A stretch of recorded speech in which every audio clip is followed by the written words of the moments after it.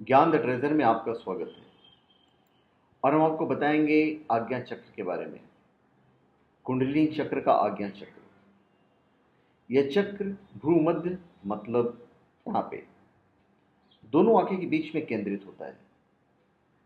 व्यक्ति को इस चक्र को जागृत करने के लिए मूल मंत्र ओम ओम का उच्चारण करना चाहिए। इसके जागृत होते ही देव शक्ति प्राप्त होती है, दिव्य दृष्टि की सिद्धि होती है, दूरदृष्टि प्राप्त होती है, त्रिकाल ज्ञान मिलता है, आत्मा ज्ञान मिलता है, देव दर्शन होता है और जो व्यक्ति है वो अलौकिक हो जाता है। आज्ञा चक्र दोनों भावों के बीच स्थित होता है, मैं आपको बता चुका हूं। इस चक्र में दो पंखुड़ियां वाले कमल का फूल का अनुभव होता है तथा यह सुनहरे रंग का होता है। इस चक्र में दो नाड़ियां मिलकर कमल की आकृति बनाती है। यहां दो ध्वनियां निकलती हैं। यूरोपियन वैज्ञानिकों के अनुसार इस स्थान पर पीनियल और पिट्यूटरी दो ग्रंथि मिलती है। योग शास्त्र में इस स्थान का विशेष महत्व है। इस चक्र पर ध्यान करके संप्रज्ञात समाधि की योग्यता आती है।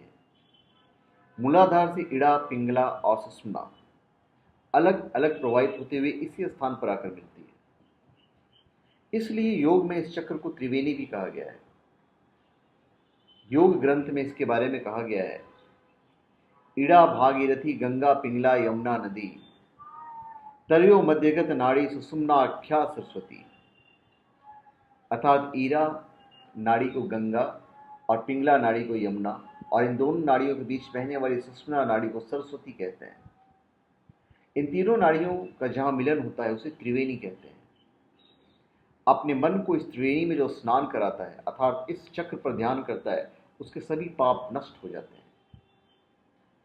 आज्ञा चक्र मन और बुद्धि के मिलन स्थान है। यह स्थान उदर शीर्ष बिंदु ही मन का स्थान है। सुषुम्ना मार्ग से आती हुई कुंडलिनी शक्ति का अनुभव योगी को यही आज्ञा चक्र में होता है।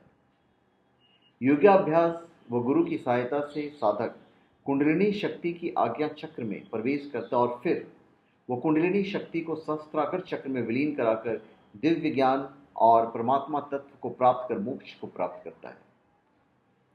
तो धन्यवाद। आप हमारे चैनल पे सब्सक्राइब करें और अपने कमेंट दीजिए। धन्यवाद।